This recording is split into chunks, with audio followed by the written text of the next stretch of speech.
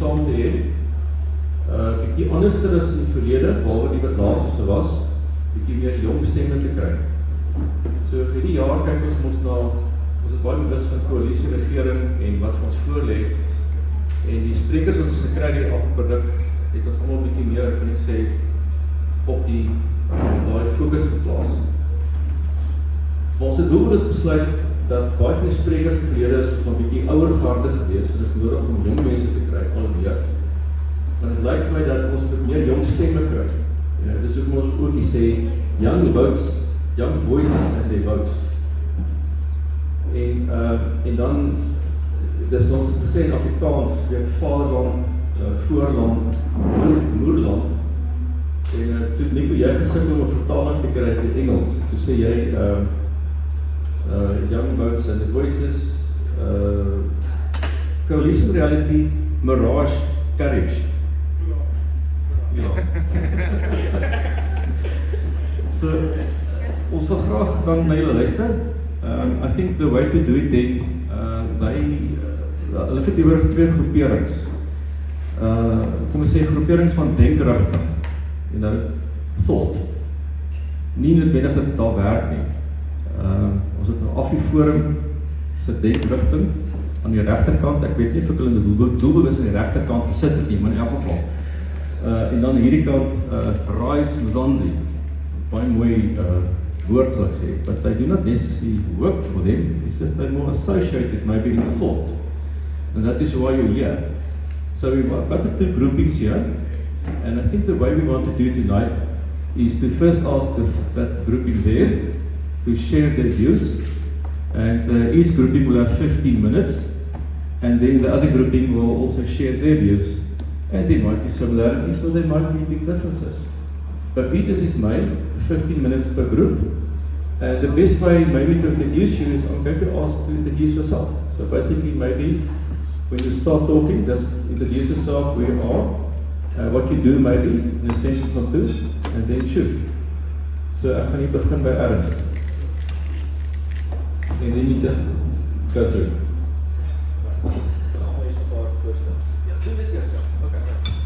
Goedenavond allemaal, ek is Ernst van Sail, ek is veldbeampte vir strategie en inhoud by Afriforum en ek het politieke wetenskap, ek het 'n meestersgraad in politieke wetenskap by Stellenbosch Universiteit gekry. Ek is Jandré, ek is tans 'n derde jaar regstudent by Akademia en sakeman. Ek gaan bly sit. My naam is Adam, ek swat politieke wetenskap by Tuks, besig met my PhD, and I'll be presenting in English tonight. I'm Nico van het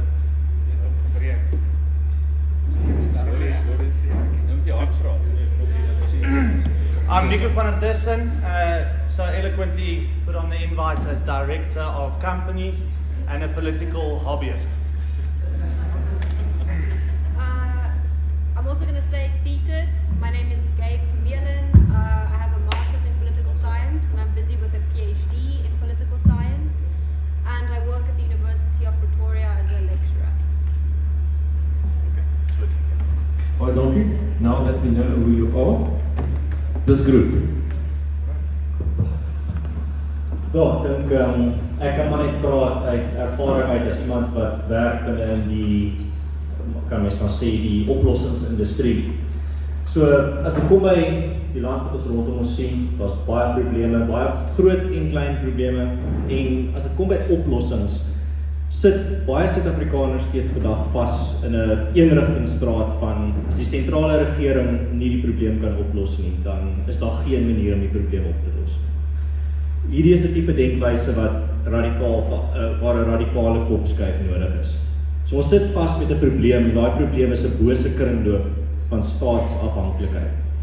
Die filosofie van staatsafhanklikheid sê baie eenvoudig dat as jy nie bereid of as jy nie een of ander staatsinmenging inkorporeer in jou oplossing nie, dan is jou oplossing nie die moeite werd om na te luister nie. Baie mense gaan selfs so ver om te sê dan is jou oplossing hoes. So om bietjie meer vir julle te vertel van die invalshoek waar ek vandaan of uitkom, is, kom ons begin by 'n voorbeeld. As ons kyk na byvoorbeeld iets soos sekuriteit, veiligheid in 'n gemeenskap, veiligheid in 'n buurt. As jy uit 'n sentralisering van mag in die staat uit invalshoek kom, kyk jy na die probleme in Suid-Afrika en jy sê die enigste manier om misdaad op te los of enigiets aan misdaad te doen is om net die polisie te laat werk. Die polisie moet net hulle werk doen. Maar dan kyk ons na die realiteit. Dit is wat in teorie moet gebeur. Wat gebeur in realiteit? In realiteit sit ons met 'n Suid-Afrikaanse polisiediens wat in die afgelope 3 jaar 7 miljoen oproepe vir help net eenvoudig neergesit het. Nou wat doen jy in daai situasie?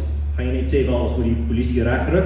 Die polisie is op 'n punt waar dit absolute radikale, amper ekstremistiese inmenging gaan nodig hê van die staat se kant af om dit reg te ruk, of jy kan 'n alternatiewe oplossing soek. Nie 'n oplossing wat die polisie vervang nie, maar 'n oplossing wat die leemte vul wat daar gelaat is. So, wat doen mens? Wel, aan Afriforum se kant, as jy stige buurtwag, jy organiseer mense binne in 'n gemeenskap en sê wat omgee oor om in 'n veilige gemeenskap te bly, wat nie geterroriseer wil word deur kriminele nie. Hulle stige buurtwag, hulle kry mense bymekaar, hulle offer hulle tyd en hulle geld op om hulle buurt veilig te hou. Iets wat hulle nie eintlik behoort te doen binne die staatsgesentreerde uitkyk nie. Maar hulle het 'n keuse. Of hulle kan wag vir 'n staat wat net die foon letterlik gaan neersit as hulle bel vir help, of hulle kan iets daaraan doen. Beteken nie hulle moet die wet oortree nie, beteken nie hulle moet nou 'n paramilitêre groep stig en net doen wat hulle wil nie. Beteken hulle nog steeds binne die wette van die land, hulle nog steeds binne die wette van die land handel. Maar terselfdertyd beteken dit hulle moet ook 'n verantwoordelikheid om hierdie goed in hulle eie hande in te neem. En dis juist die invalshoek wat Afriforum vandaan kom, is die idee van gemeenskapsfederalisme, die afwenteling van mag van 'n sentrale punt af na laerpunte van verantwoordelikheid. Jy begin nie van bo af en beweeg onder toe nie, jy beweeg van onder af en beweeg op. As 'n gesin byvoorbeeld nie sy eie sekuriteit kan hanteer nie, dan raak daai mag opgewentel een vlak hoër, na een vlak hoër van sentralisasie na 'n buurtwag, nie 10 vlakke hoër na die staat toe nie. En dis juist die verantwoordelikheid wat elke individu en elke gesin en elke gemeenskap moet begin neem en dan na die realiteit, die lens wat ons na realiteit neem moet gaan kyk. Nie vir onsself sê, maar die staat is veronderstel om X, Y en Z te doen. Maar eerder te sê, ek kan X, Y en Z self doen. Gaan meer van my eie tyd vat, gaan meer van my eie geld vat. Ja, dit is nie regverdig nie. Maar op die ou end, ons sit op die Titanic wat besig is om te sink en gaan jy nou sit in die hoek en kla omdat jy het betaal vir 'n kaartjie en is onregverdig dat jy nie 'n veilige rit gehad het nie? Of gaan jy begin om regte oplossings te bou saam met klomp mense wat net soos jy voel en passievol voel om hulle gemeenskappe en op die ou end 'n groeiende impak te hê waar jy nie net op die ou end jou eie gemeenskap beveilig nie, maar later die gemeenskappe rondom jou eie ene en later die groter prentjie jou eie land begin beveilig. Maar jy begin klein en jy begin uitbou. Nee, jy begin nie by ek wil my land beveilig nie. Jy maak eers seker is my straat veilig. Dan is my buurt veilig. Is my dorp veilig? Is my stad veilig? Is my provinsie veilig? Is my streek veilig? Is my land veilig? En dit is die radikale kopskuif wat ek hoop party van julle in die nabye toekoms ernstig sal begin oorweeg. Maar as julle meer daarvan wil weet, ek het 'n dokumentêr film gemaak met die naam Self Bestuur, dis op YouTube as jy dit wil gaan kyk, wat baie meer in detail ingaan. Ons tyd is beperk, maar baie dankie.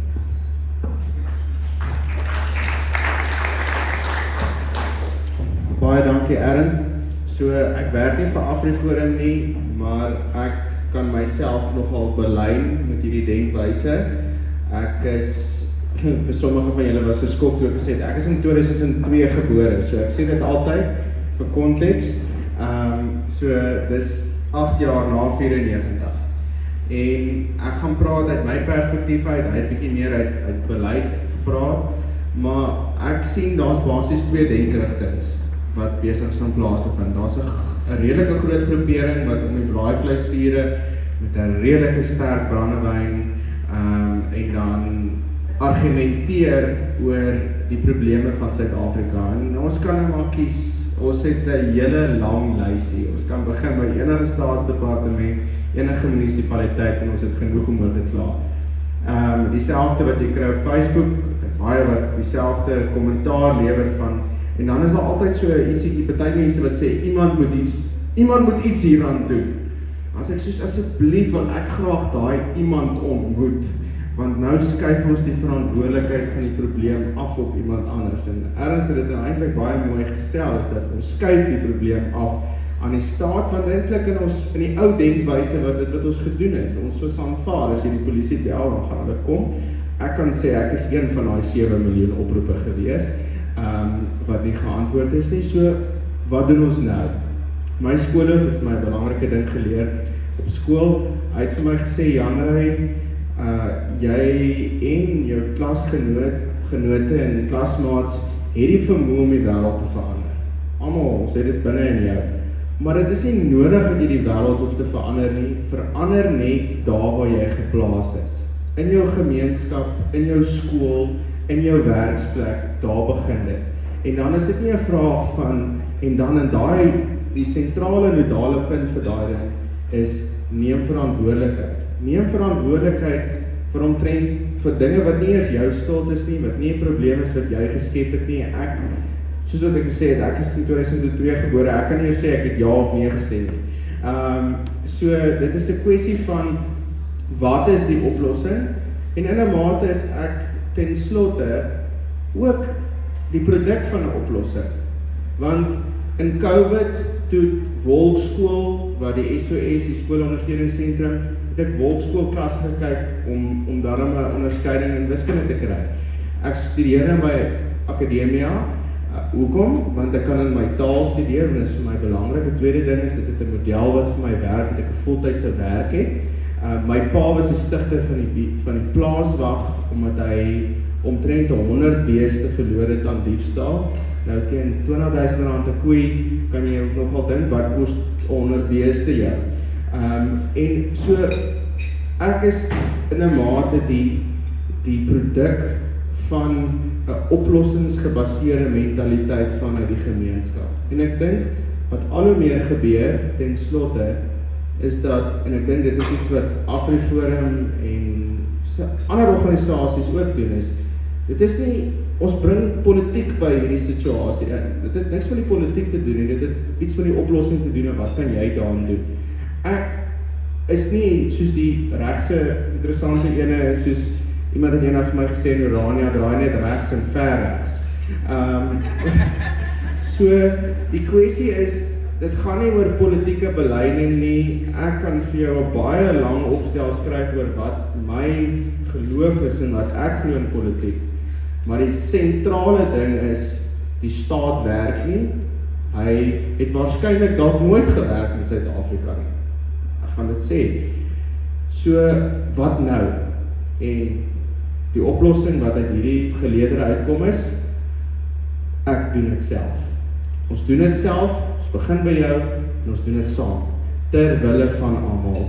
Dis nie 'n uitsluitlike ding nie. As hulle die regering hof toe sleep en hulle wen, oor 'n omstrede saak, oor gesondheidsversekering, oor grondhervorming, is dit nie net 'n sekere groepering wat daai pad vind nie. Baie dankie.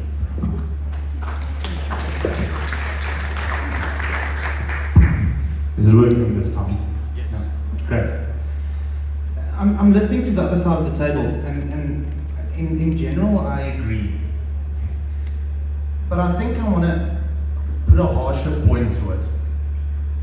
Sitting here on this panel, I'm 100% the layman when it comes to this discussion point. Now, humans are very complex organisms, and we went and we created infinitely complex systems. Now, society only really needs two systems to operate. It's economics and politics. Not religion, not anything else. At the core, it needs those two. Now we have discussions here, and most of us are laymen, leerke, about this infinitely complex subject.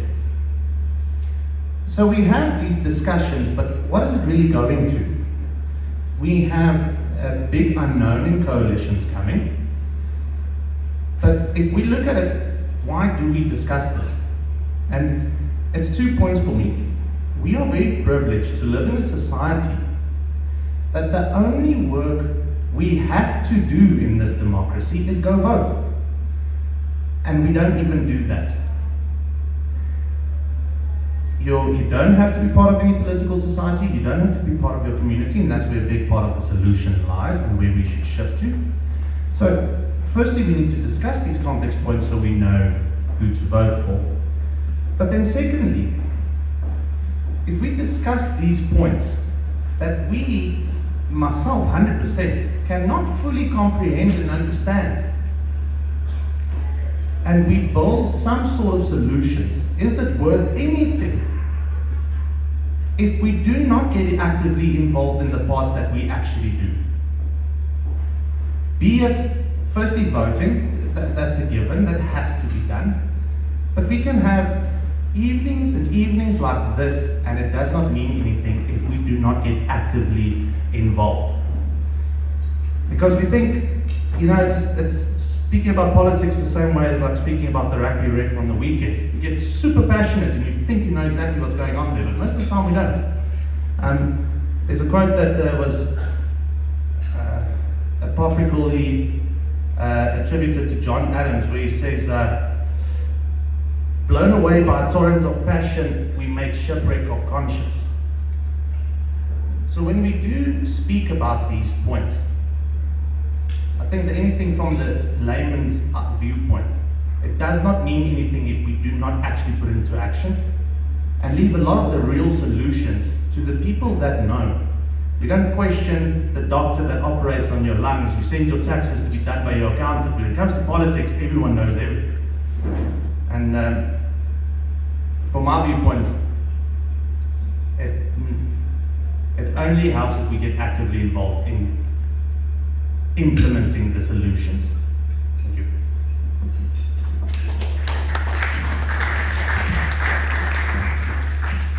I'll try not to touch the metal thing that puts it off.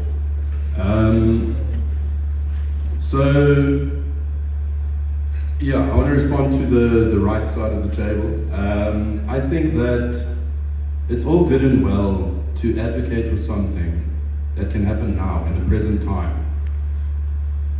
And it's easy to do so in more or less vague terms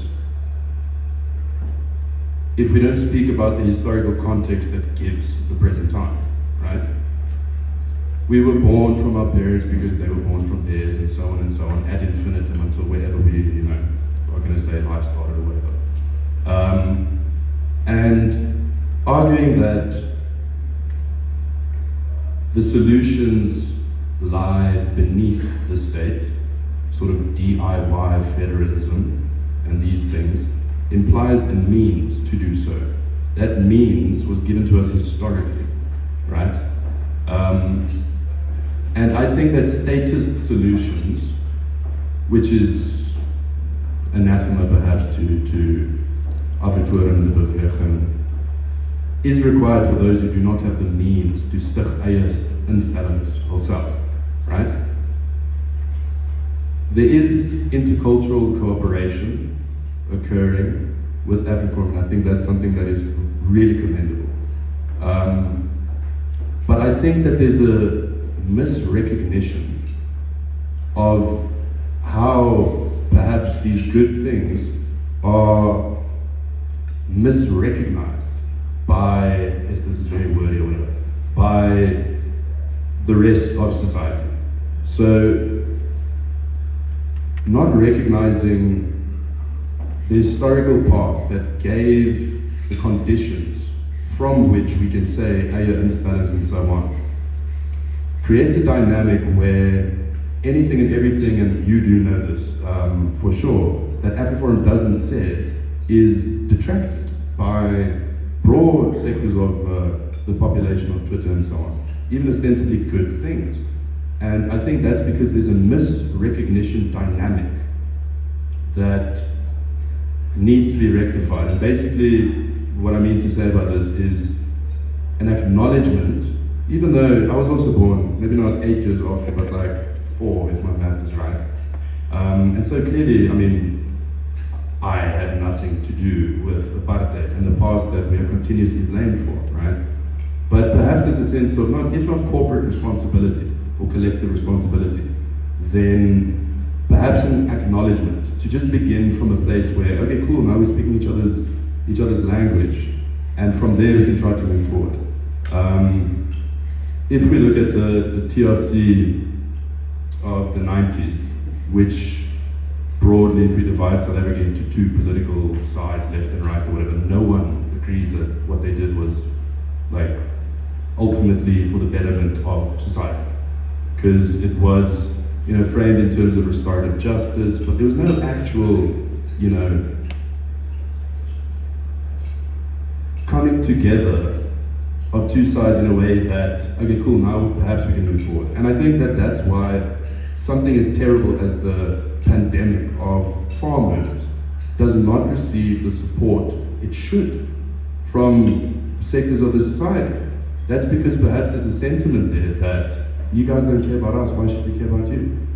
And nation building, whether it is status or DIY federalism, intercultural cooperation at the grassroots level, will probably require some sort of, maybe not admission of responsibility, but I don't know, a way of speaking to one another, out of which we can, get the ear of one another and start to have proper dialogues. And I know, Ernst, that you've been on the Penwell show and so on, Ernst Roots, the other Ernst as well. And these, I would say, are really good things. And it is exciting on the one hand to see what the Solidariteit Beweging is doing, but I do think that perhaps, it doesn't go too far in respect of the need for nation building. Because if we build eie instellings vir ons, wat hierdie taal praat, ons is ons like, then what happens when the pot boils over, or the kettle, right? Who's stopping some really bad shit from happening? Veiligheid vir ons gemeenskap, this is the commando system, right? And ultimately there was no government, no sovereignty at the time of the trek, but there was an establishment of sovereignty afterwards, and then the history of state formation in South Africa following from that. So it's like a Hobbesian Leviathan, The state might not be traditional sovereignty in the way that we think about statism now, but there will be a de facto sort of, self-determining executive, whether it's Flip Basin then or the union builders. And I think taking seriously that, nation building and statist, maybe not entirely statist solutions, but yeah, I'll stop speaking now. I guess there's many thoughts. It's not so eloquent, but to my colleague.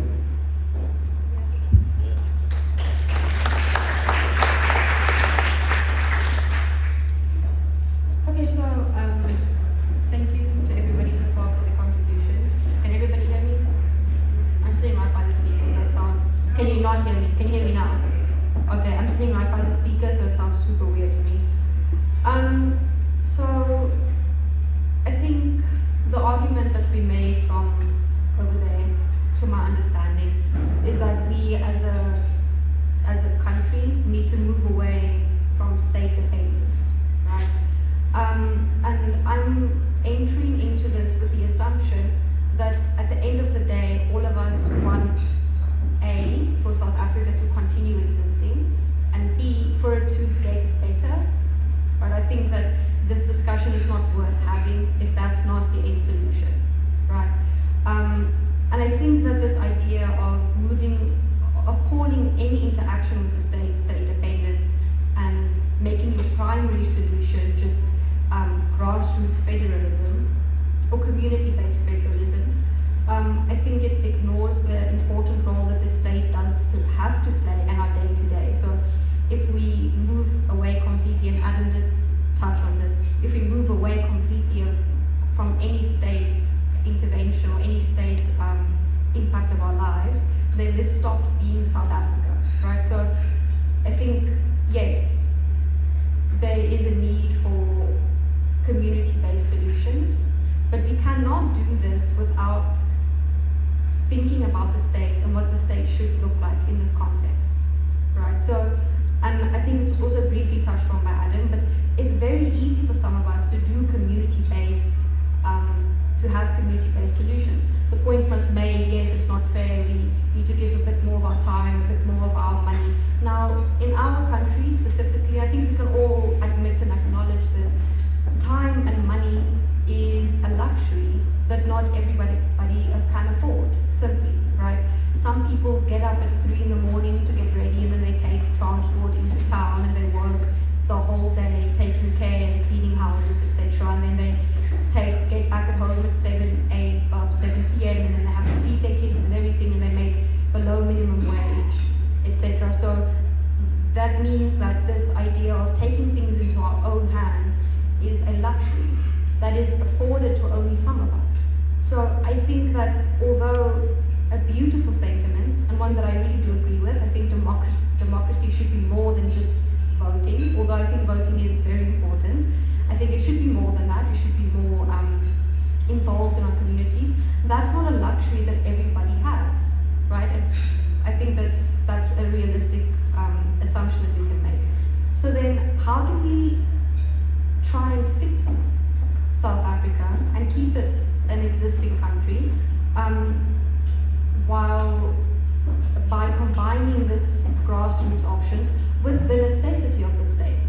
Because for these people who can't do it themselves, right, the state is a necessity. The state helps support them and does give them security, etc. So yes, 7 million drop calls, good example of a place where the state is failing. That does not mean that there's total failure, right? We accept that the state is still doing certain things or trying its best. So what Adam and I were speaking about it earlier today, when we think about democracy, especially moving from authoritarian regimes, etc. So if you think about from apartheid to now, right, the shift from authoritarianism to democracy broadly takes 3 stages. You have a transitional phase, right, which is where you actually have the vote and there's power handed over, and that was basically 94 to 96. Then you have a democratization phase, right, and this is where we actually do the democratic reforms. So that's when our actual constitution was written, when we changed our parliament, it became a proportional representation system, so the way we vote, etc., all of that changed. And then you have something called democratic consolidation, and this is where we as a society are supposed to become more democratic, right, where we need to start trusting in our democratic institutions. Now this is easier for some communities than others, so this would be a lot harder to achieve for those who are negatively affected by apartheid. Obviously there's a deep mistrust there, right? And what we want to do there is we want to have stability and we want to deepen democratic values. And my argument would be that the only way to do this is through proper nation building, right? Now we've all heard the term a rainbow nation, right? And I don't think that at this stage something like that exists. And that is why coalition politics, which we were here to discuss, won't necessarily work the way we want it to work. Now, this idea of doing things yourself, community things, excludes other communities, the ones that I've mentioned that can't stand up for themselves, right? And that also excludes nation building. So if we, instead of focusing on creating security for my immediate environment, but thinking just of my own people, if we start focusing on how can we, as South Africa, find common points on things we agree that are separate from race, from class, etc., things that we fundamentally agree on, I think everybody, no matter who you are in the country, can agree, for example, that we're not very happy with load shedding at this point in time. If you can find those types of things and have those types of discussions between communities, right, I think, and base our votes on those types of things rather than who our parents voted for, etc., etc., we can create a state that is more equipped or better equipped to handle our unique South African problems. So yes, I think that the point Ernst made about doing everything yourself is a brilliant point, but I think it's a short-term solution, and I don't think it'll fix things in the long term, and we should probably be thinking in the long term if we don't want total state collapse.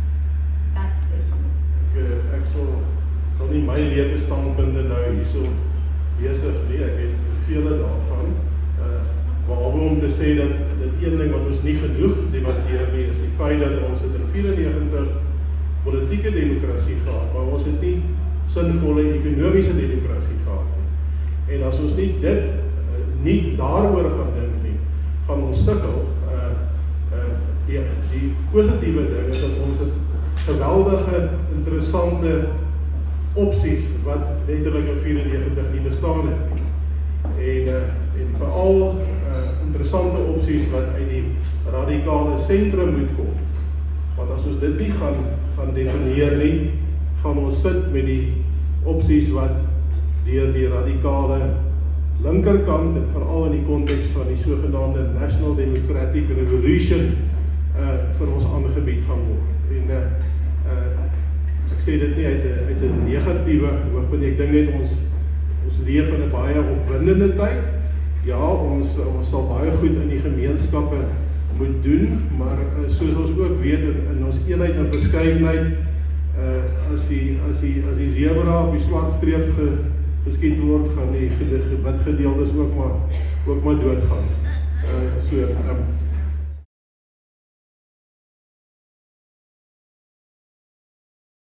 En ek weet julle kan allemaal Afrikaans verstaan.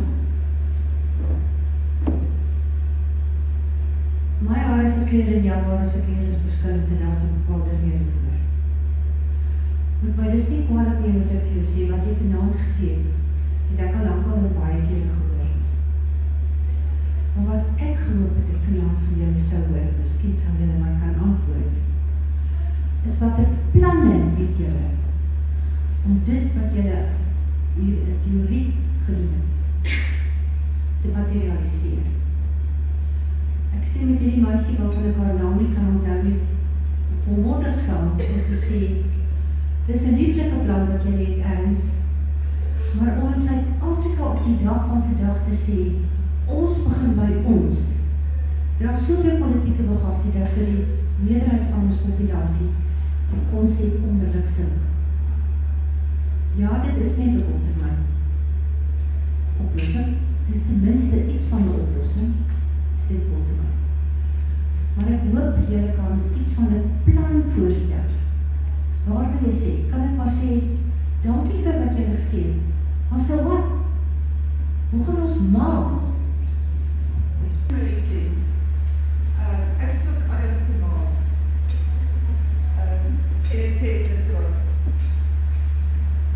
Ek het die week het ek na YouTube video gekyk. Ek kyk nie podcasts en YouTube video's nie. Ek kyk ook niks van Vermeulen nie, ek het gekyk. Ek weet nie wie van julle dit gesien, State of the Nation, toespraak en sentence so ongeveer 1 week gelede. Ek kon my oor nie glo nie. En wat hy oor gepraat het is, hoe kry ons ander regering wat nie die ANC is, of die ANC en hulle coalisie verloot nie.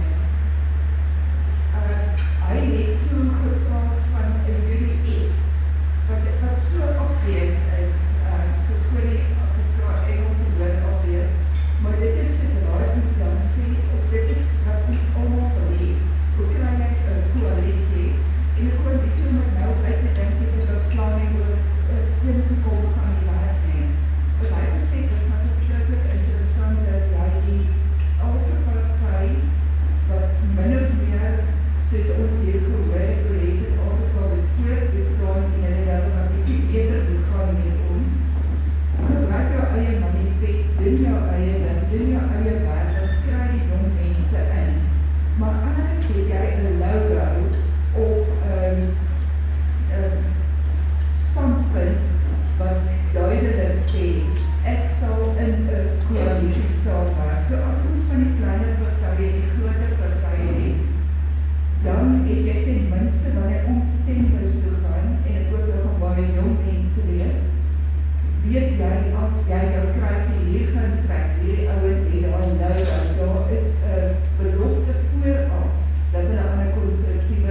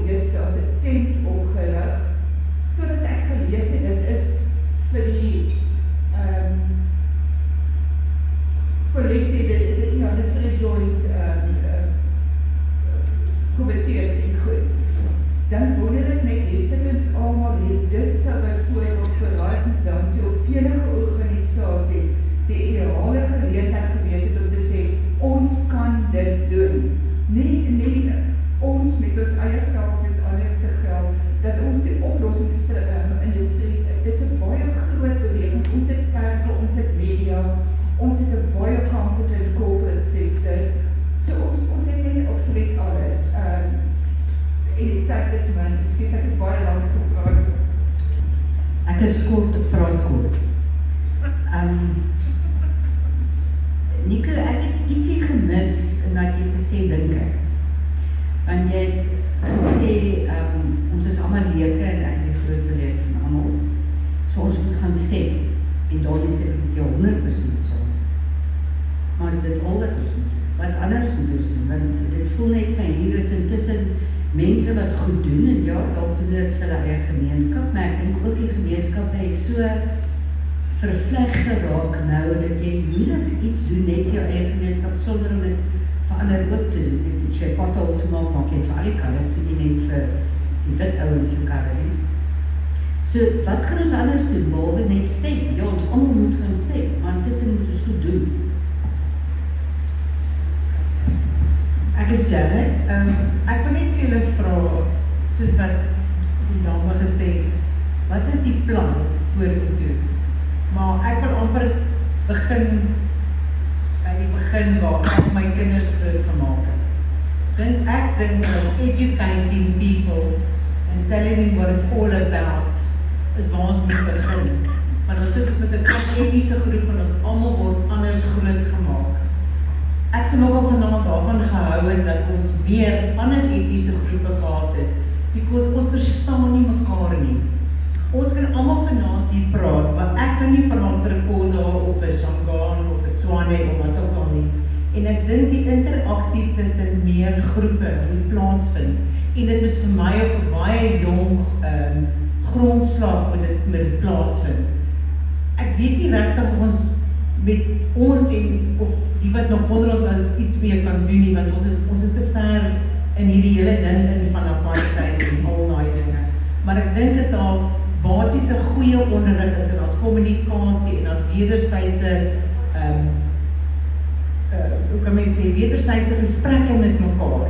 Laat ons mekaar beter verstaan en ek voel dat die media en politiek dryf hierdie ding dat dit 'n mislukking is. Ek kan nie dink dat ons mense wat hier sit, ons kom van 'n plaas af, want as ek weet hoeveel solidariteit is baie betrokke by die plase, as ek dan dink wat ons alles vir ons mense op die plase doen, ek is trots om te sê ons doen dit, maar dit word nooit oorgedra nie.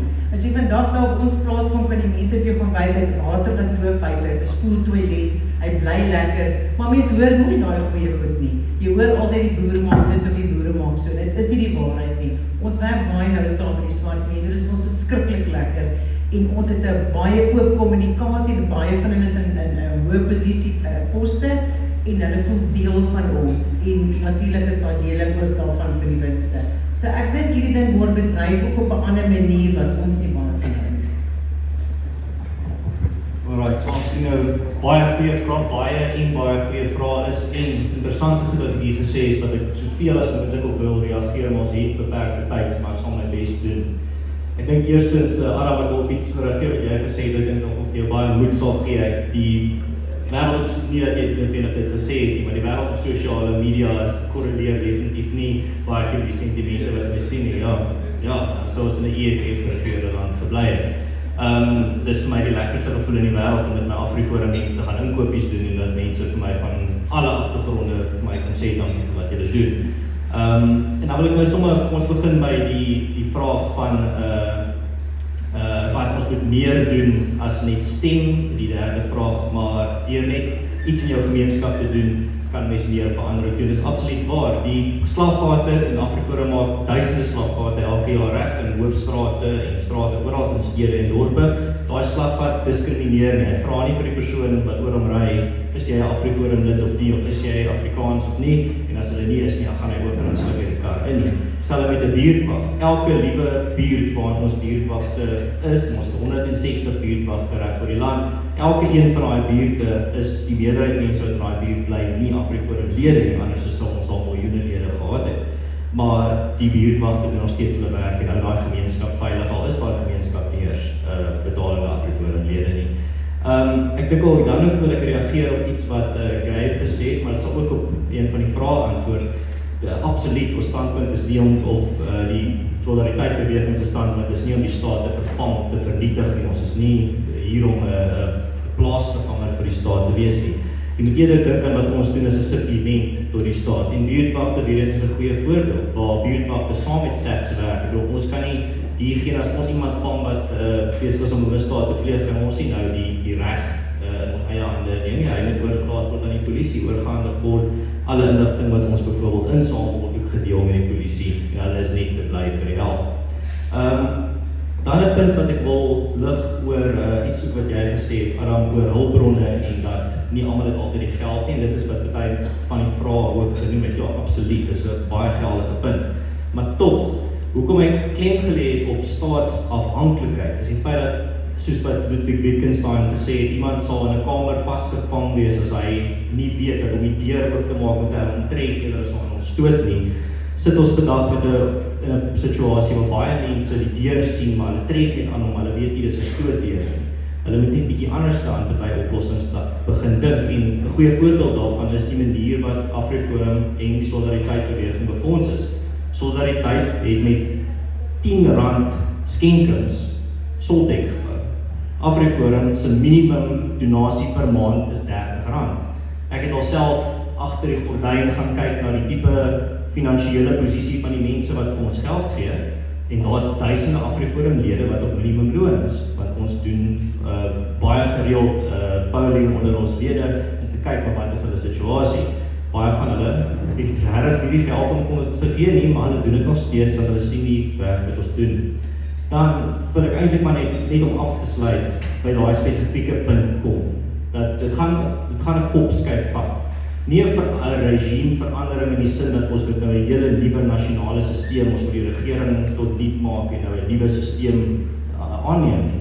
Eerder, ons moet dink oor, ja, dit is natuurlik ongelooflik belangrik om in jou demokrasie deel te neem, jy moet gaan stem, jy moet weet, jy moet 'n opgevoede stem maak, jy moet gaan seker maak jy is ingelig, dit is absoluut belangrik en ek sal nooit vir iemand sê dat is nutteloos om te gaan stem nie. Maar saam met dit kan ons tog nie verwag dat om net elke 5 jaar te gaan staan in 'n ry vir 15 minute, potlood kruisie te gaan maak op 'n stuk papier, dan huis toe te ry en vir jou 'n lekker stywe dop te gooi en nou jouself op die rug te klap en te sê, "Jesus, ek het dan nou 'n groot opoffering gemaak vir my land nie." Dit kan nie genoeg wees nie, dit kan nie naaste by genoeg wees nie. Dit moet die absolute minimum wees wat jy doen. En dis juist wat my punt was wat ek hoop ek duidelik weergekom het, is dat daai goed moet gebeur, maar dan moet supplemente by dit kom. Ons moet meer doen, nie net die absolute minimum nie. Ons moet meer as die minimum doen. En ek is bly om te sien al hoe meer mense is besig om dit te doen. Dit gee ons baie moed. Ek wil net gou iets sê ek kan saamstem met solidariteit nie die staat of vernietig nie, want jy gaan dit immers nie so goed kan doen as die staat self doen.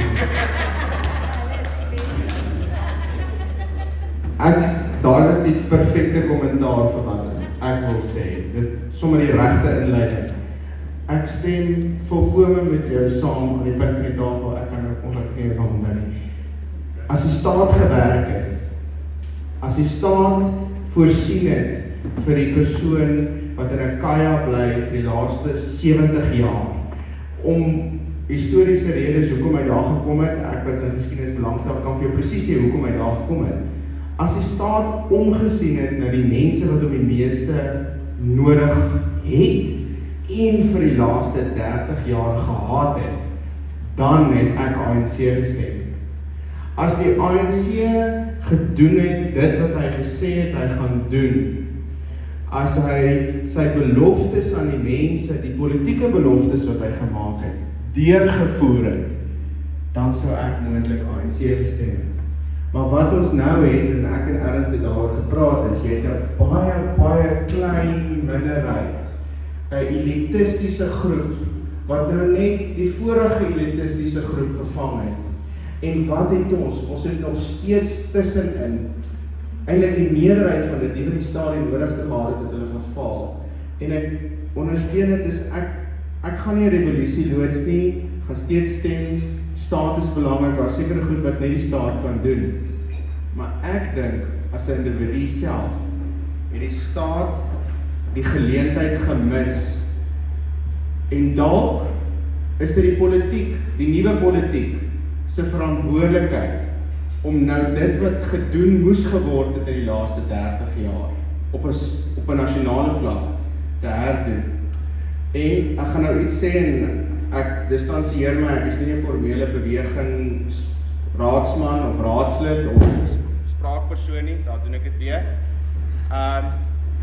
Maar ek gaan sê, ek is in 'n privaat hospitaal gebore, ek het op 'n plaas groot geword. So daar is 'n mate van bevoordeling wat ek ervaar het. Maar dan vra ek vandag vir julle en ek wil dit nie doen, ek wil dit nie aan die groot klok hang nie. Maar ek het in 2020 8 onderskeidings gekry matriek. Ek was die 13de in die provinsie gewees. Ek het vir 17 beurse aansoek gedoen by 5 openbare instellings. Nie een van daai instellings kon vir my 'n beurs gee nie. Die naaste wat dit aan kom was kon afslag as gevolg van gelykheid van uitkomste.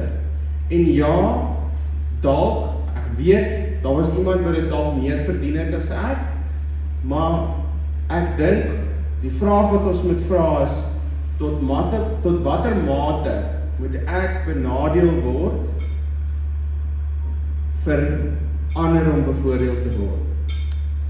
En dit is iets wat ek nog nooit in 'n openbare platform gesê het nie, en nog nooit in 'n gesprek nie. Dit is iets waaroor ek geworstel het, en ek dink ek kon die staat in die hele land daarvoor kwaliek geneem het, en ek het een besluit gemaak, ek gaan verantwoordelikheid neem, ek gaan begin werk, ek gaan my eie studies betaal, om by Akademia studeer, en dit is 'n persoonlike keuse gewees. En ek dink, as 'n voorbeeld daarvan is dit in 'n mate wat die beweging ook verstaan, is dat jy neem verantwoordelikheid en jy doen iets. Dit is nie die langtermyn dalk oplossing nie, maar at least it's something. Jandré, ja, ek hoor gerugte dat die ANC se oplossing vir die ontploffing daar in Breestraat is, dat hulle gaan die straat nou herdoop na Diepstoot Avenue toe.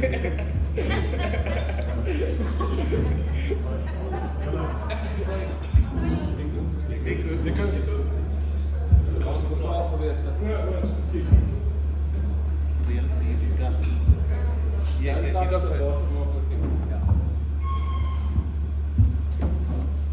Okay, am I audible this time? Yes. Okay, perfect. Thank you very much for the engagement from everybody.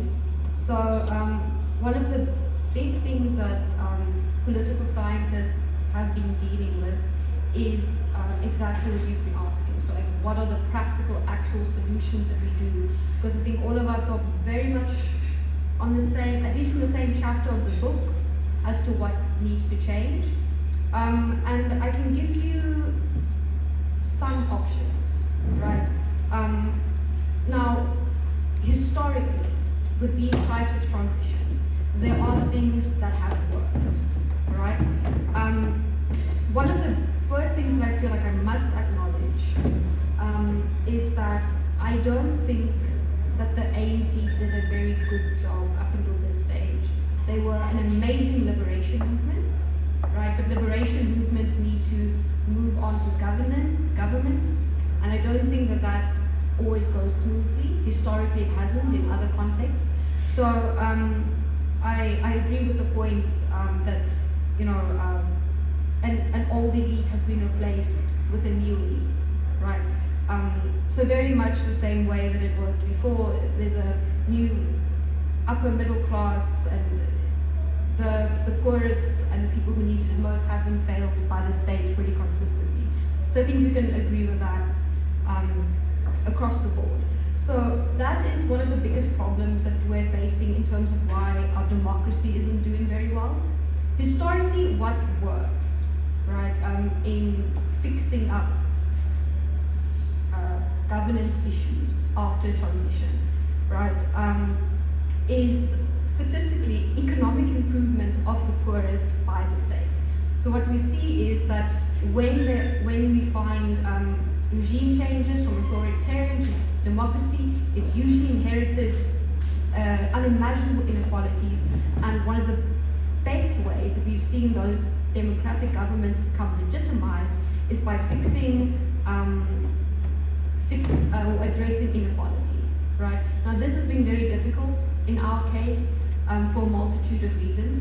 One of those reasons is what the ANC itself has admitted to being a necessary evil, which is affirmative action. So it goes a bit contrary to our nation building. It's difficult when you hear examples like that, but it's absolutely necessary when the inequality comes from racial inequality, right? So that is unfortunately one of the things that has to be done, because the reason that the poorest of our poor are that poor was because of racial discrimination, right? So, but one of the practical things we need to do is we need to start thinking of ways of how to economically improve the poorest of the poor, right?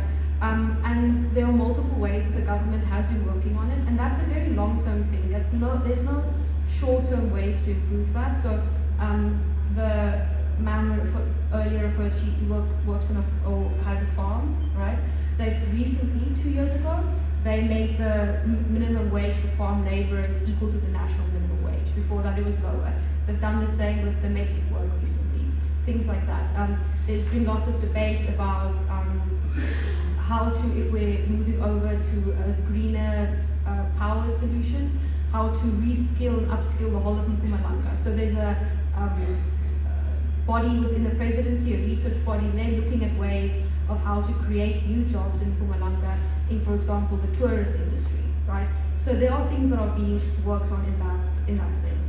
The second thing is that, and this was touched on, I was happy to hear it, but one of the biggest things that you can do is what we call socialization. And this has to happen at a very young age, where we go into schools and we teach children our democratic norms and values, things like honesty, anti-corruption, etc. But we make sure that those schools are integrated schools as well. If the first time that your peerage is of a different race or language than you is at a university level, right? We'll never bridge that gap. And I'm of the opinion, in all honesty, that this election, the 2024 election, will not be the pivotal change that lots of people are making it out to be. I think the first years I'm working with now are completely different from me. They have grown up in a much more blended environment than I have. I think we'll need another crop of them, right? At least one more, where people are going to school from primary school, preschool, with people of different races, different cultures, etc., in a more blended way. So I have a goddaughter, she's 4. She's grown up in Limpopo so far, and she was speaking to her mother gibberish. Her mother didn't understand what this kid was saying, and one day somebody heard her speaking, and I said, "Do you know that your child is speaking Sepedi?" Because she was going to school with Sepedi children, and the teachers they were Sepedi. She's learning Afrikaans at home, and we didn't realize. And this kid she can speak Sepedi. And she doesn't see any difference between her friends and herself, the way that people who came up during apartheid and even closer to apartheid did. If you came up in, Afrikaans schools or ex-Model C schools, you would see yourself different. And my little niece got so frustrated with me when I didn't realize that the song she's singing to me is Happy Birthday in Sepedi. It has a different rhythm, so I didn't pick it up. And I think that's the thing, we have to get into schools and we have to start giving democratic education, right, about things like I said, corruption, but also about our cultures. I think that a subject like LO is very underutilized, which is a whole different thing. Another thing that I think that we haven't paid enough attention to is direct accountability. So we often hear about unions striking, and I've noticed a very different tone of voice when we speak about striking between Afrikaans and largely white people versus how striking is considered amongst African or black African people, where striking is often seen as a very big inconvenience. People say, well, why are you doing this? This is horrible, whatever. But there's inherent in that a demand for accountability, which a lot of us, I think, feel that we are too good for, or that it's just not part of our culture. We don't know how to connect to that. And I think if we work together to grasp or to teach our children about direct accountability as well. That's very important. One of the big flaws with our electoral system is that you don't have a direct representative. You don't vote in Adam Louw to represent you, right? So if something is going very wrong, I think that direct accountability, like doing a demonstration or a walk, like the Youth Day walk that recently happened, those types of things are very important. And there's a lot of reluctance from the older white people to participate in that. And I think there are some negative connotations with the history, etc. But I think that's something important that we have to start including in our political culture. And then I do agree with the fact that the media sensationalizes all of this, which is why I think these types of discussions need to happen. And it's a shame, I agree, that the racial makeup of this group is so uniform, because I think the discussion would have been served a lot better if we had more diversity to hear different voices. Anybody else? Sorry. Yeah, I'm also just curious, but this also acts as like a, what do you call those things? Not an icebreaker, but like a group participation situation. Please raise your hands if you ever attended an English primary school or high school. Oh wait, like lower rates than that. And who of you have attended an English primary school or high school after apartheid ended? Right. Sweet. And I think that, you know, the difference in integration that occurred between, you know, your Model C schools, Afrikaans and English is insane, right? And so growing up in an English primary school, the racial dynamics are like not there. You have to learn what racism is when I go home and I ask my mother, what is this word that this like uncle called this one friend of ours, and I have to learn that, oh, racial slurs exist and so on, right? And this othering that takes place when you're socialized in racially or ethnically, culturally, whatever, homogenous schools, by the time you get older, it's very difficult to unlearn, right? So that's why child psychology is probably the most interesting field to go and study. Like, that brain is growing so fast. The plasticity and the learning that takes place while you're a child is crazy, and so the intervention needs to be made there. This is a long-winded way of saying that I think Afrikaans schools have the onus in a future-oriented way to kind of start, you know, diversifying the student body. But one thing I wanted to say was when it comes to BEE, and you applied to all of these schools and so on and so forth, in my head I was thinking that exactly what you said. If you change the racial roles and you just rewind it a couple decades, it's exactly that, right? I mean, so we can understand with the frustration on the part of the majority, the black majority, in most part, not everyone, because you can't be that reductionist ever, but where it comes from. And I think that it is exacerbated, and I'm repeating myself here, in this lack of acknowledgement, substantive, not the TRC, like actually, you know, going out there and being a bridge, right? This is like Skalk van Heerden from the Beter Einders, he writes there, being a bridge, not building a bridge, right? Because if you are a bridge, people step on you and it's tough, it's heavy, you know, but you, in that way, start connecting people.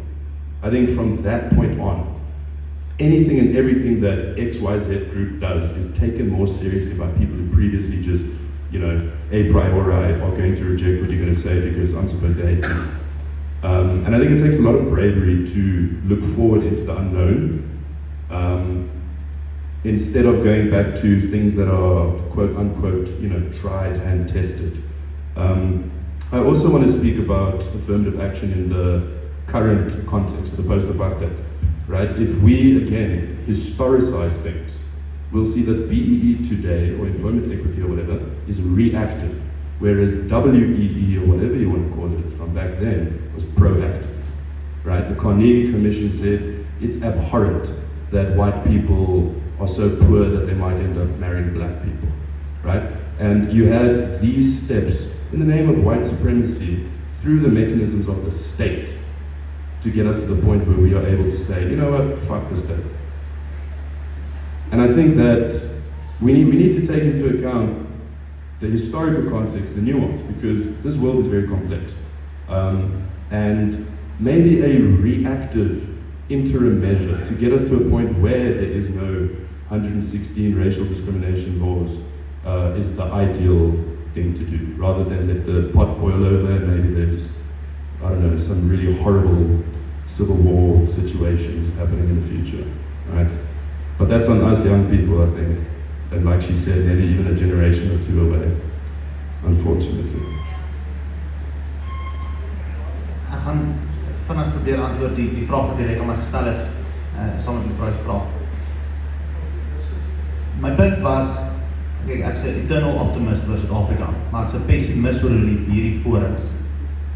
Want dis te kompleks. Kom ek begin so sê. My punte was, een mens moet gaan stem, so neem nie uit wat jy kan uitneem sodat jy meer ingeligte stem kan maak. Tweedens, dis komplekse probleme wat niks dra, tensy mense nie op grondvlak iets gaan doen nie. En soveel as wat ons hier kan praat oor hoofse solutions, beteken dit nog steeds niks. Net elke mens in hulle eie gemeenskap sal beste weet wat daar nodig is en net bloot om mense aktief betrokke te kry. En daai oplossings voel ek nie is moontlik om hier te stel soos forum, soos vanaand nie. Dankie, ja, dit is die mense wat laas keer was, het ons bietjie meer kleurvolle paneel gehad. Die November het ons gesamentlike funksie met die beter einders skakele wat jy nou genoem het. So ons doen maar net die bietjie wat ons kan doen, sommer vir die liefde van die saak en sodat julle kan kuier en ons kan kritiseer. Maar ons geniet dit en ek hoop julle ook. Daar was nog vrae daar agter. Kan ons nog aangaan of wil julle hê ons moet stop? Goed, Klaas. Ek gaan jou laaste laat praat.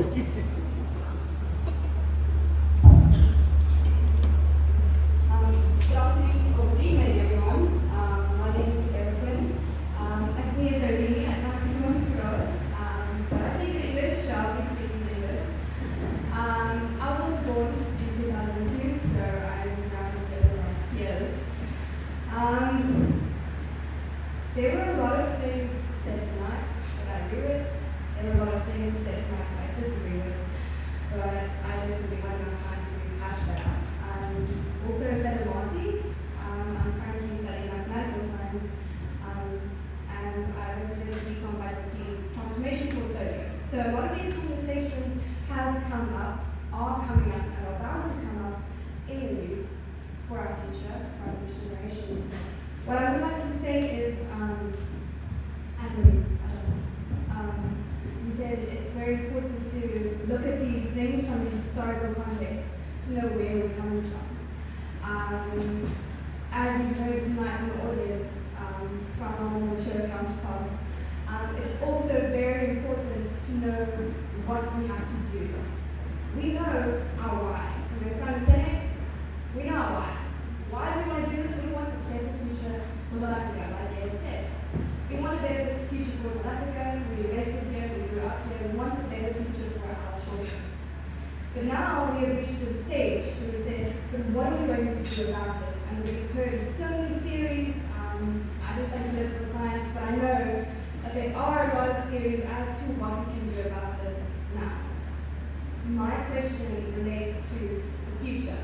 What are we looking towards, and what are we doing now to create that future? If we were to launch those discussions, the discussions are being launched currently in my group, in the youth, of what we're doing now for our future, to create that future, we would see that there is so much disconnect and disproportionality as to what we think we can do. Now, that would be a debate in of itself. My point that I want to make tonight, and I'm studying maths and numbers, but I love facts, I love figures. My question that I'm asking is, if we somehow manage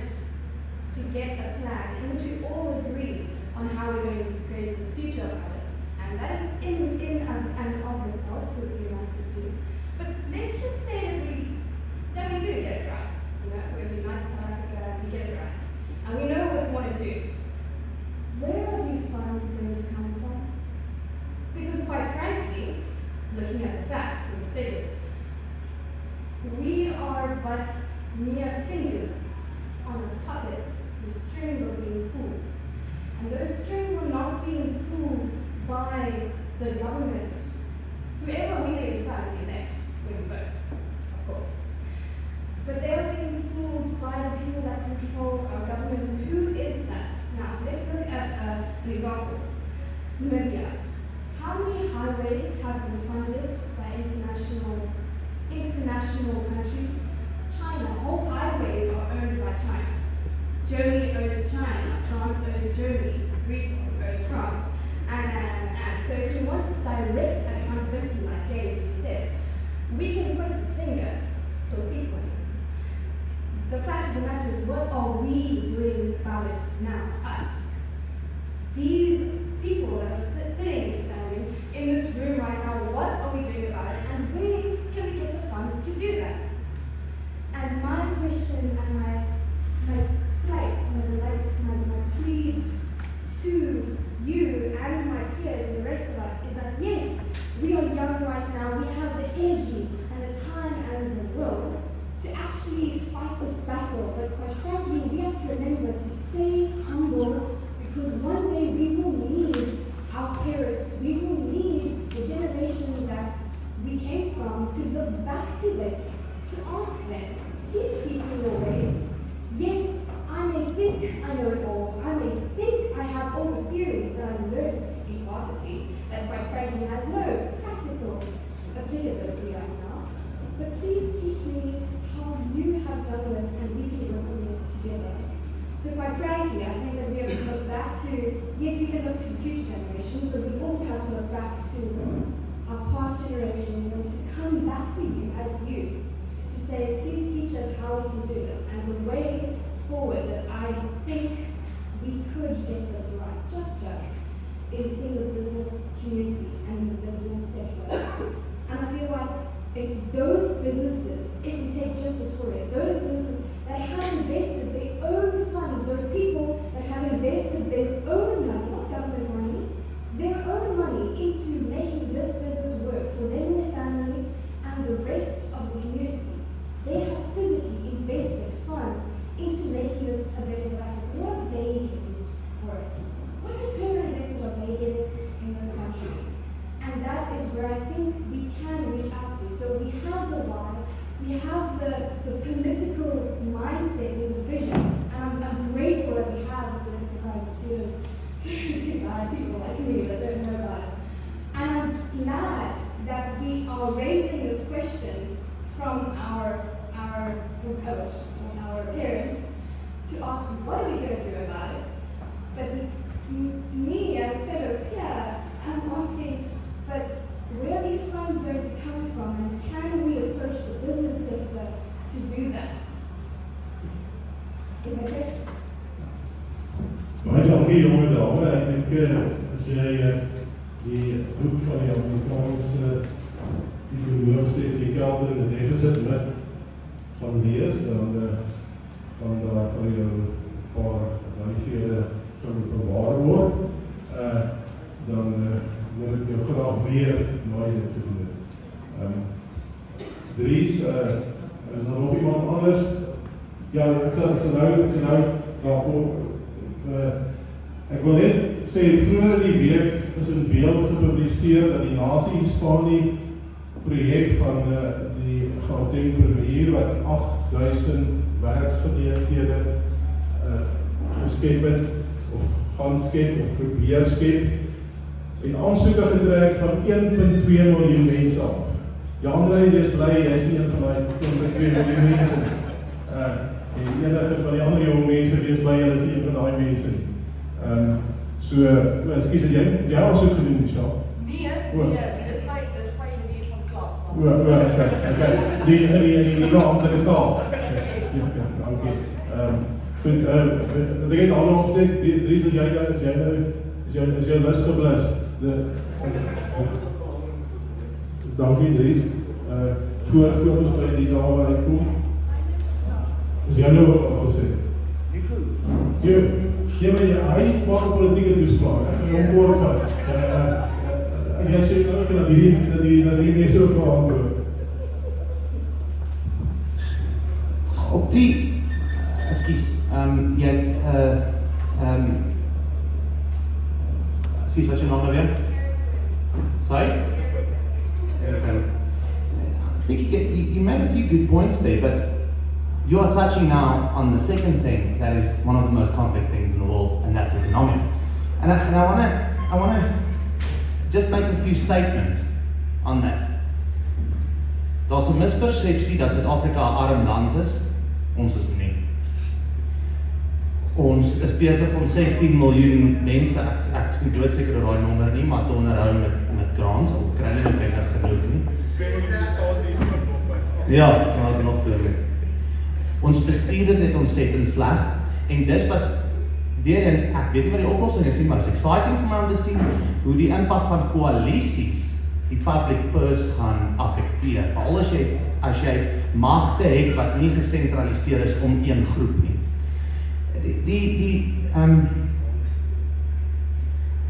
So Suid-Afrika is nie 'n arm land nie, die oplossings daarvoor, maar weer eens, ons moet luister na die kenners, wat nie noodwendig deur privaat geld beïnvloed word nie. You're right in saying that private money does control a lot. Not as much in government. Even though we just went through state capture, corruption is much worse, I believe, than the impact of money for private interests. Even though state capture was a big problem. We might be looking on a ground floor sometimes at the wrong things. A very simple example is we all hate load shedding. That's the biggest problem in our lives right now, and it's a big factor swinging, probably that a lot of the opposition uses to swing votes, because it's right there in your face, or not, depending on how you want to see it. But a much bigger economic problem we have is Transnet. It's costing us our economy a lot more. And now we're sitting with the fact that this week, I don't know if it was Moody's or Standard & Poor's that said our economy is not going to grow. 0% for the next year. So are we looking at, is it the right thing to put all our resources in trying to fix load shedding, or should we actually look a lot more at Transnet?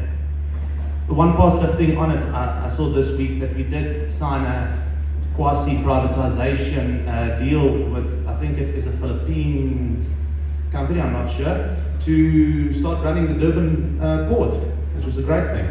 So there is a lot of positive indicators on there, but yeah.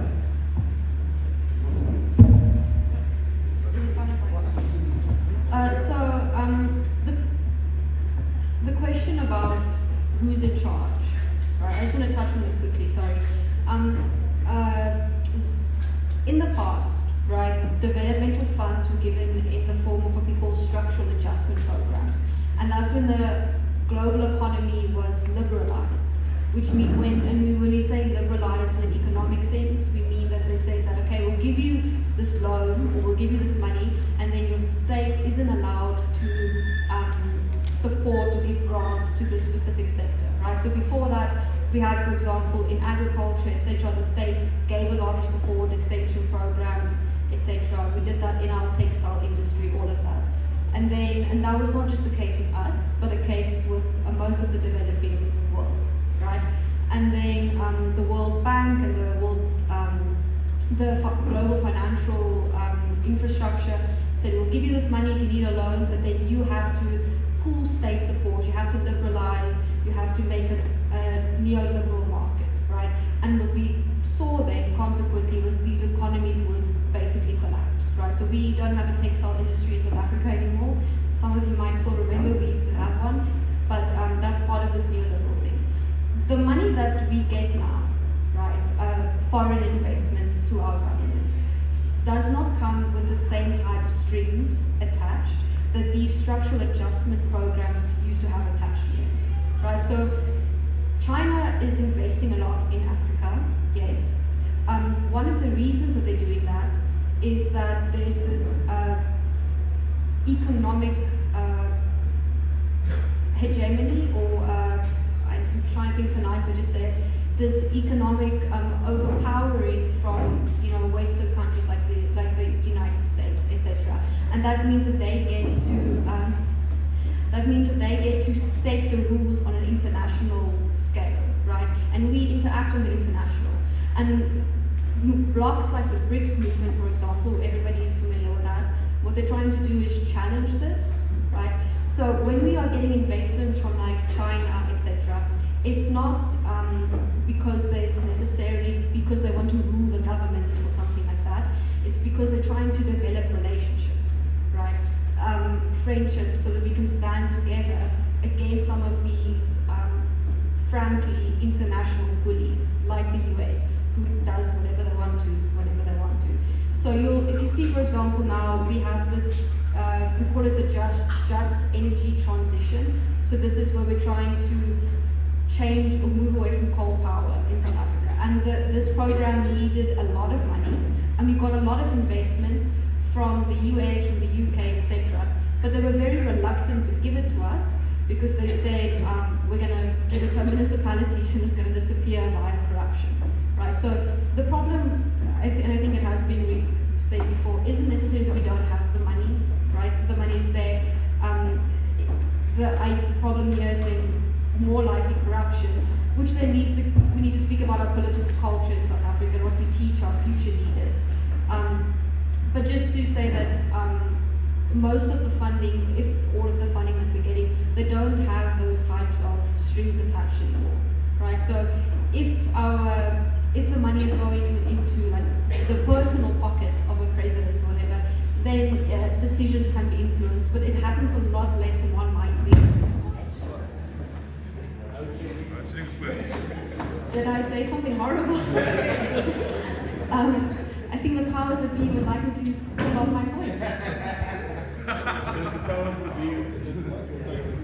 Ek wil net gou vir Ernst, maar net om dit te breek, dit is baie ingewikkelde onderwerpe wat ons bespreek.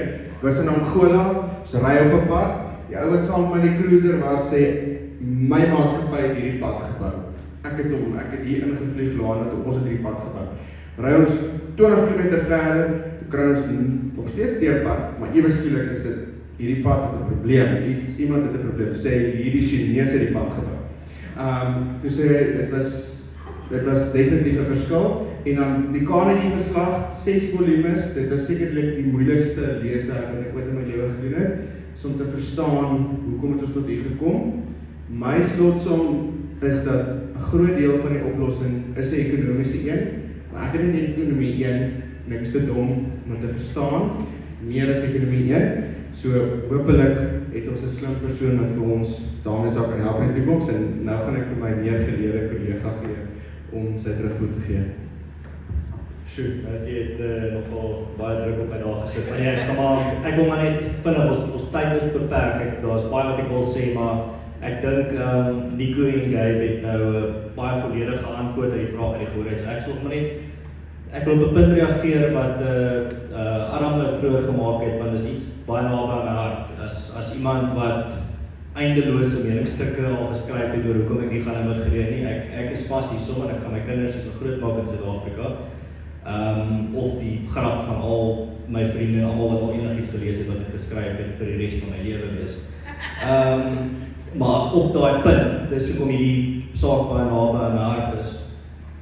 Rassendiskriminerende wette is nooit 'n einddatum gegee. Daar's nooit gesê ons gaan nou regstellende rassediskriminasie doen vir 40 jaar of 50 jaar of vir hoe lank nie en dan teen daai tyd het ons nou ons boete betaal nie.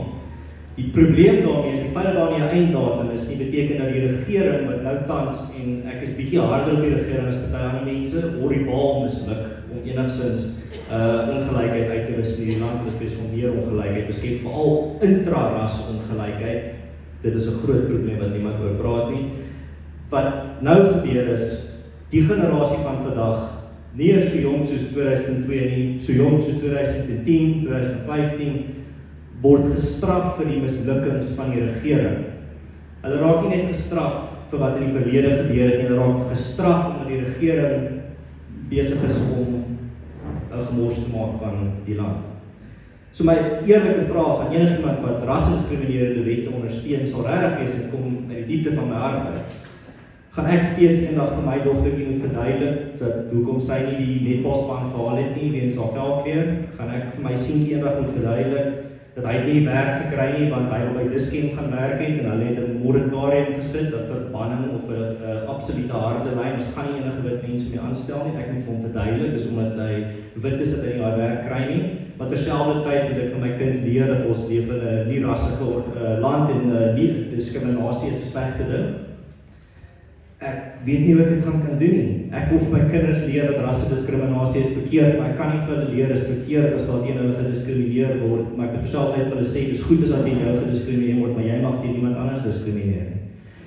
As ons 'n leerrassige samelewing wil bou, you can't have your cake and eat it too. Ons kan nie vir die wêreld pronk en sê, ons is hierdie non-racial society, maar ons het 116 rassewette nie. En dan terselfdertyd probeer ons nog maak as ons trots op ons nie rassigheid, maar ons maak nog steeds die argument dat rassediskriminasie is in sekere gevalle nodig en moet vir die volgende 100 jaar aangaan totdat ons gelykheid het nie. Dan moet ons maar eerder net oop kaarte speel in die wêreld. Kom ons speel 'n oop kaarte en sê ons is 'n positively racialist country. We are not a non-racialist country, we are a positively racialist. Ons diskrimineer vir die regte redes. Kom ons probeer dit vir die wêreld verkoop en kyk wat gebeur.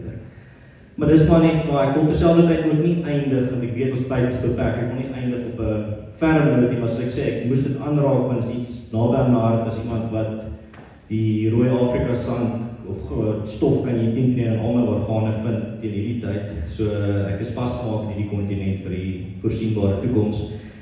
Ek wil maar net sê, ek nooi almal uit om organisasies, individue, mense rondom jou te identifiseer wat besig is om 'n verskil te maak in hulle gemeenskappe en in hulle land. En ondersteun daai mense hoe jy kan. Dit hoef nie altyd met geld of tyd te wees nie, jy ondersteun hulle met wat jy het. As jy geld het om te spaar, kan jy vir hulle geld gee, maar as jy tyd het om te spaar, kan jy vir hulle tyd gee. En jy moet net mense en organisasies en enige plek waar mense bymekaar kom en 'n positiewe effek op die land en die samelewing rondom hulle het. Jy moet daai mense ondersteun. Jy kan nie net terugsit soos ek vroeër gesê het, jou kruisie gaan trek elke 5 jaar en dan vir jou 'n lekker slydop gaan gooi en dink ek het nou my deel gedoen. So ek nooi julle almal uit om saam met ons te kom bou en wees 'n bouer saam met ons, maar ook al jy is, maak nie saak waar in die land jy jouself bevind en vir wie jy bou nie, maak nie seker jy is besig om te bou en nie af te breek nie en besig om 'n verskil te maak met waar ook al jy kan.